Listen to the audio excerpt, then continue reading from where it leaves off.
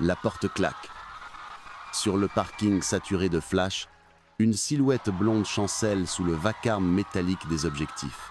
Quelques heures plus tôt, elle souriait encore. Visage d'icône imprimé sur les vitrines, promesse d'un rêve américain vendu en millions d'exemplaires. Maintenant, les phares découpent la nuit comme des lames, et son nom, Britney, devient un slogan que l'on conspue, un murmure qui juge. On dit qu'un homme qu'elle a aimé a parlé. On dit qu'il a chanté leur rupture et montré au monde une version d'elle qui ne lui appartient pas. Entre deux battements de cils, l'amour s'est mué en récit public. Et la jeune femme a compris que l'histoire ne se raconterait plus à voix basse. Qui a décidé du rôle qu'elle devait jouer, de la faute qu'elle devait porter, de la pénitence qu'elle devait expier devant des caméras insatiables? À quel moment l'intimité s'est-elle brisée, remplacée par un scénario où chaque geste devient preuve, chaque silence aveu? L'ange doré qu'on avait placé au sommet s'aperçoit que le ciel est un plafond de verre. On l'applaudit pour mieux la voir tomber. Ce soir-là, dans l'habitacle d'une voiture fermée de l'intérieur, elles se parlent pour ne pas se dissoudre. Les questions cognent aux tempes.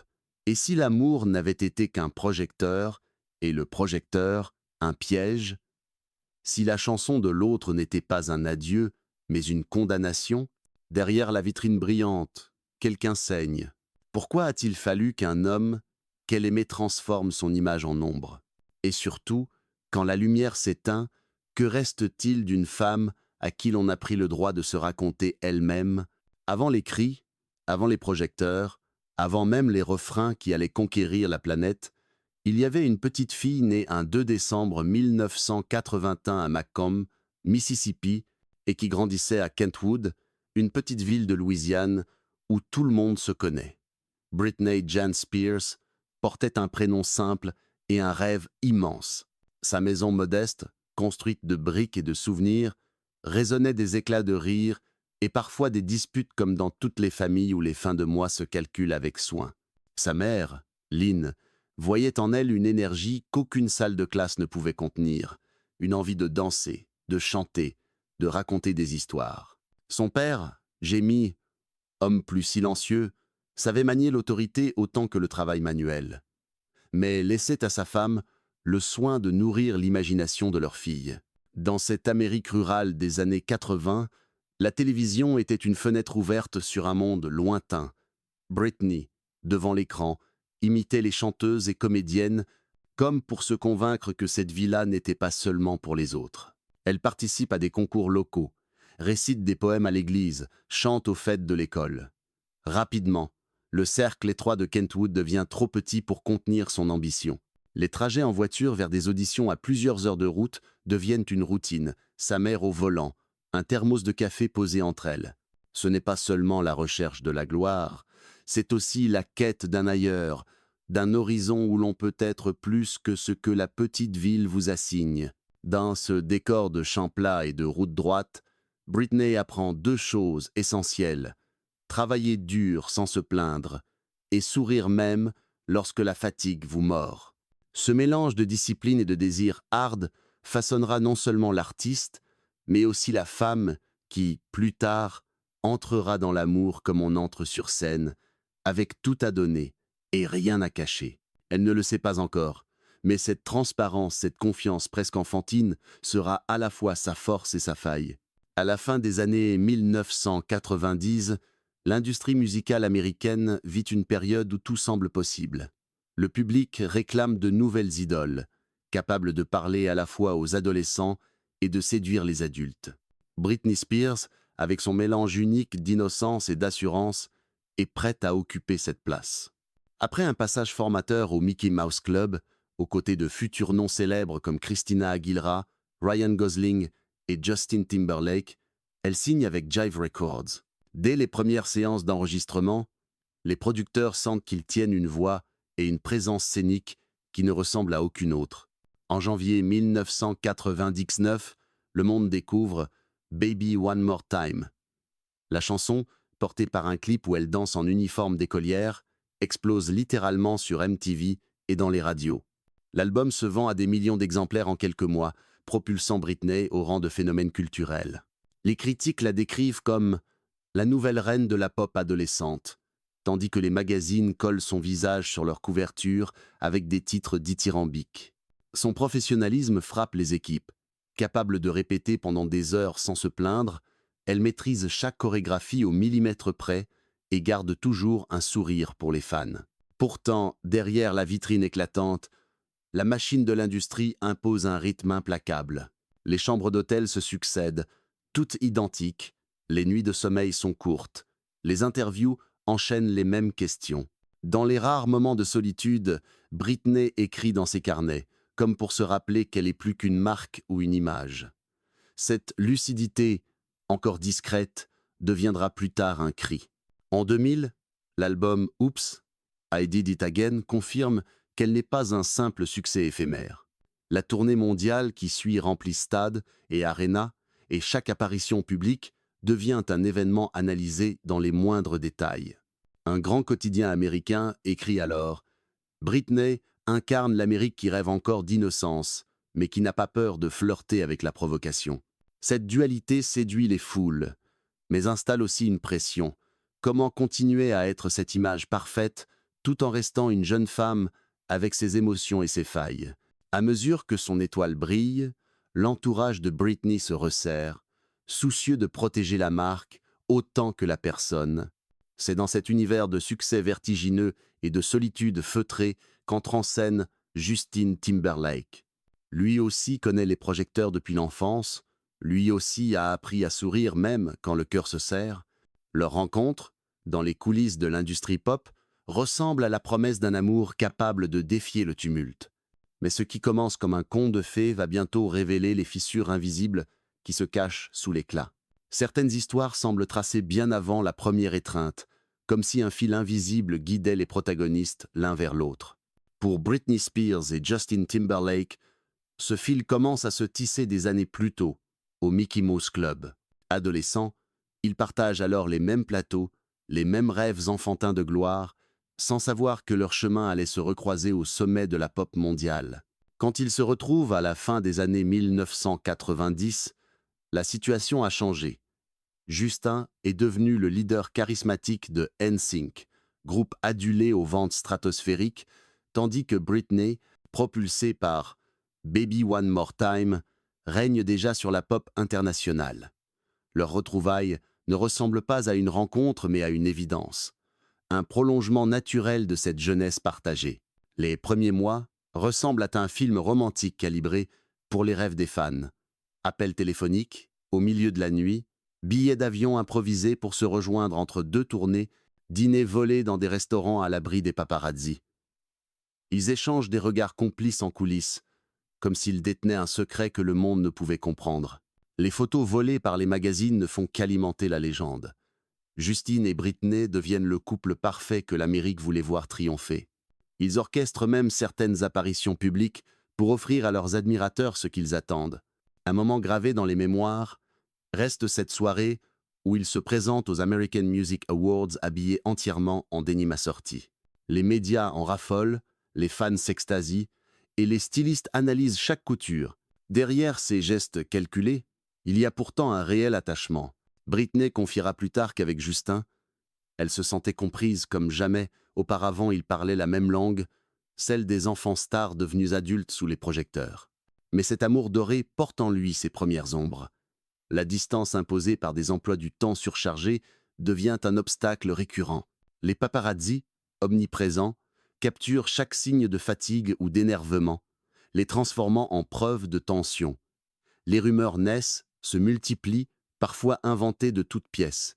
Justin, d'un tempérament protecteur, commence à se méfier de certaines relations professionnelles de Britney.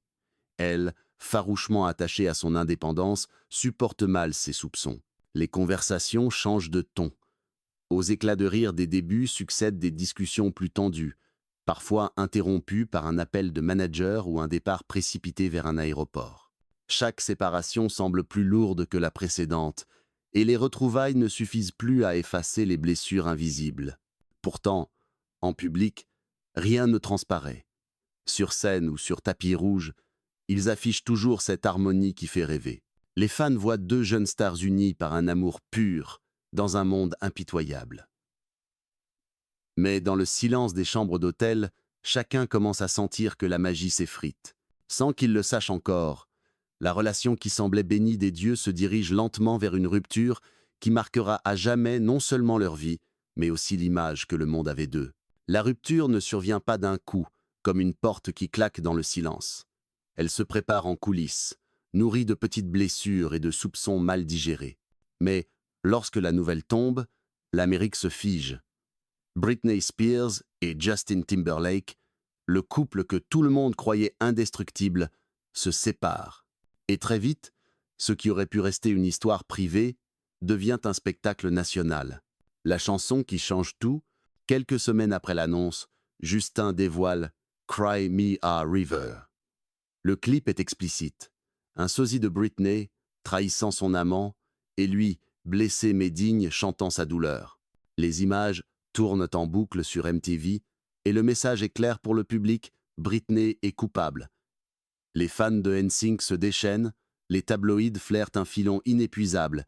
Chaque photo volée de Britney est disséquée, chaque geste interprété comme un aveu. La tempête médiatique, les émissions de télévision, les talk-shows, les chroniques radio, partout, on commente cette rupture comme un procès public. On se repaît de détails réels ou inventés.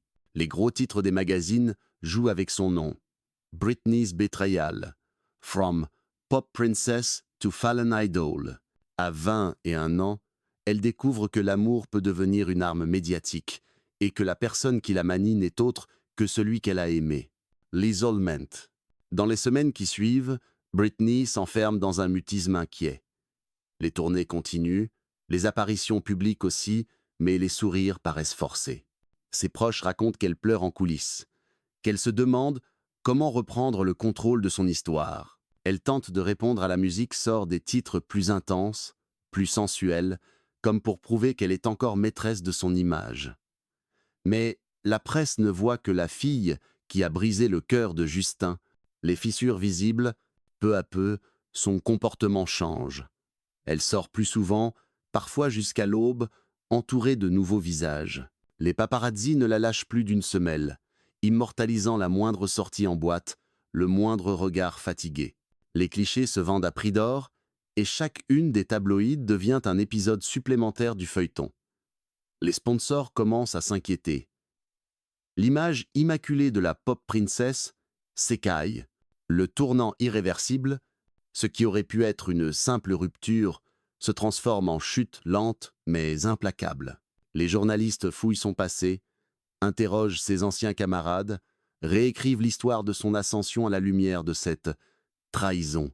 Le discours public devient cruel. Britney n'est plus la victime potentielle de la pression médiatique, mais l'architecte de sa propre perte. Pendant ce temps, Justin récolte les fruits de cette image de cœur brisé courageux, remportant prix et ovations. Dans cette asymétrie narrative, Britney perd plus qu'un amour. Elle perd le contrôle de son récit. Chaque tentative de se défendre est retournée contre elle, chaque silence interprété comme un aveu. Derrière les projecteurs, la jeune femme s'épuise, physiquement et émotionnellement. Les fondations qui soutenaient sa carrière confiance du public, soutien de l'industrie, commencent à se fissurer. Ce soir-là, seule dans une chambre d'hôtel à Los Angeles, elle regarde les lumières de la ville par la fenêtre. Le téléphone ne sonne plus comme avant. Elle sait que quelque chose s'est brisé, pas seulement dans son cœur, mais dans la manière dont le monde la voit. Et cette brisure, personne ne cherchera vraiment à la réparer. La rupture avec Justine n'est plus seulement un souvenir douloureux. Elle devient un marqueur dans la trajectoire publique de Britney Spears. À partir de là, tout s'accélère, tout s'exacerbe. L'Amérique, qu'il avait érigée en symbole de perfection pop, commence à se nourrir de ses failles comme d'un nouveau divertissement. L'opinion publique divisée, les fans se scindent en deux camps. D'un côté, ceux qui continuent à la défendre bec et ongles, rappelant ses années de travail acharné, minimisant les accusations. De l'autre, une foule plus bruyante, convaincue par le récit véhiculé par Cry Me a River et par les tabloïds, qui l'accusent d'avoir détruit le couple. Les forums, alors en plein essor, deviennent des arènes où l'on débat de sa vie privée comme d'un feuilleton télévisé. La presse et l'exploitation, les paparazzis flairent une mine d'or, chaque sortie de Britney est suivie, chaque expression capturée, chaque tenue analysée. Les photographes se massent devant ses résidences, ses studios, ses restaurants préférés. Une simple balade pour aller chercher un café se transforme en sprint sous les flashs, avec des dizaines d'objectifs braqués sur elle. La presse People publie des gros titres sensationnalistes. Britney perd le contrôle. Nuit folle à Los Angeles. L'image de l'icône pop sage se dissout dans un portrait plus trouble, plus vulnérable. Conséquences professionnelles. Les marques, autrefois impatientes de s'associer à elle, commencent à se montrer hésitantes. Certains sponsors rompent leur contrat, craignant que cette mauvaise presse ne contamine leur image. Dans l'industrie musicale, on murmure qu'elle doit redorer son blason si elle veut conserver sa place au sommet. Les équipes marketing de sa maison de disques élaborent de nouvelles stratégies, plus provocantes, pour détourner l'attention des scandales, mais cette approche ne fait qu'alimenter la curiosité malsaine du public. Répercussions personnelles. Sous cette pression constante, la vie privée de Britney se fragilise. Les amitiés se raréfient. Certaines relations se rompent par peur de figurer dans les journaux. La famille tente de la protéger, mais elle-même se méfie, consciente que chaque mot confié peut être répété, transformé. L'isolement grandit. Dans cette solitude, elle multiplie les sorties nocturnes, parfois entourée de personnes qui ne cherchent qu'à profiter de sa notoriété. Les tabloïds, eux, trouvent dans ces escapades nocturnes une matière inépuisable pour entretenir le récit de sa dérive. Le poids du jugement. À 22 ans, Britney découvre que le public qui l'a portée au sommet peut, en quelques mois, l'entraîner dans une descente brutale. Les talk-shows se moquent de ses maladresses, les caricatures fusent, les sketchs exploitent sa douleur. Et dans cette cacophonie, sa voix peine à se faire entendre. Chaque tentative de reprendre la parole est filtrée, déformée, réduite à un slogan. Les ondes de choc ne s'arrêtent pas là. Cette période marque le début d'une spirale qui l'éloignera progressivement de l'image qu'elle avait bâtie depuis l'enfance. Une spirale que ni les tournées, ni les hits, ni même l'affection persistante d'une partie de ses fans ne suffiront à inverser. Dans les années qui suivent, l'histoire de Britney Spears et Justin Timberlake devient plus qu'un simple épisode de la pop culture. Elle se transforme en symbole, symbole de la manière dont les médias peuvent façonner ou détruire une réputation. Symbole aussi de la fragilité d'une jeune femme qui, malgré son talent et sa discipline, n'a pas pu échapper aux mécanismes impitoyables de la célébrité. Pour beaucoup, l'image qui reste de Britney à cette époque est double. Il y a la jeune artiste, radieuse, offrant au monde ses refrains lumineux, chorégraphies millimétrées et regards confiants. Et puis, il y a l'autre visage, capturé par des objectifs indiscrets, celui d'une femme traquée, jugée, parfois brisée. Ces deux images, juxtaposées, racontent la violence d'un système qui adore ses icônes, mais les abandonne dès qu'elles cessent d'incarner un fantasme collectif. Avec le recul, l'histoire de cette rupture ne parle pas seulement d'amour déçu, elle parle de pouvoir, celui de dicter un récit, et des conséquences de ce récit sur une vie réelle. Elle parle aussi de la nécessité, pour toute personne publique, de protéger farouchement sa vérité, même quand le monde entier semble décidé à la réécrire. Aujourd'hui, malgré les cicatrices, Britney continue de chanter. Ses fans, nombreux, ne voient plus seulement en elle la princesse de la pop, mais une survivante. Son parcours, avec ses sommets et ses abîmes, devient un avertissement et un témoignage. Aimer dans la lumière des projecteurs exige une force que peu possèdent, et que même les plus forts peuvent voir vaciller. Peut être que, dans un autre monde, l'amour qu'elle a donné aurait suffi à la protéger. Mais dans celui-ci, il lui a fallu apprendre que les histoires d'amour, surtout sous les projecteurs, laissent parfois des ombres plus longues que les souvenirs.